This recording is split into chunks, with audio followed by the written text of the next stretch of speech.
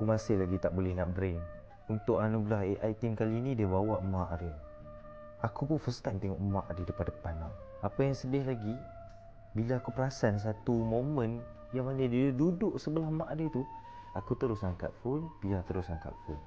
Kita orang rekod momen tu. Yang membuatkan lagi sebab tu, dulu masa mula masukkan kita orang satu rumah. Daripada phone Android dia sampai dah pergi dekat IP12 dia, wallpaper dia memang tak pernah berubah daripada dulu sampai sekarang. Kalau korang tak percaya, korang tanya Luqman Musa. Tak apa, kau tanya je lah budak-budak AI yang lain, yang lelaki ke apa ke. Korang tengok wallpaper dia, ada wallpaper mak dia pakai telekung warna putih sambil senyum dekat depan kamera. Daripada dulu sampai sekarang.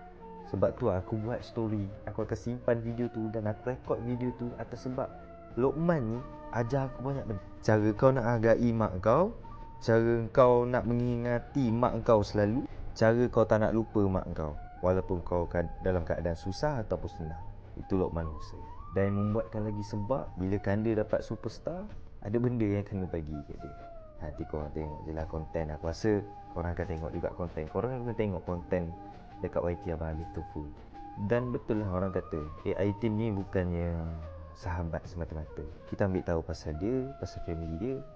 Waktu kita boleh anggap dia macam family lah kan. Tapi sumpah lah, moment bila aku rekod tu aku tak rasa apa tau. Tapi bila aku update story, bila aku buat story, aku masuk lagu, aku terus jadi macam sebab tau. Dan aku teringat satu ayat, mewahkan mak kau dulu, baru Allah bagi rezeki ataupun apa yang kau nak. Kau minta je lah dengan Allah, Allah bagi je. Utamakan mak kau dulu, jangan ketepikan mak kau kalau kau nak berjaya dalam hidup ni. Itu bukan aku yang cakap, tapi itu apa yang Luqman Musa ajar aku hari ni.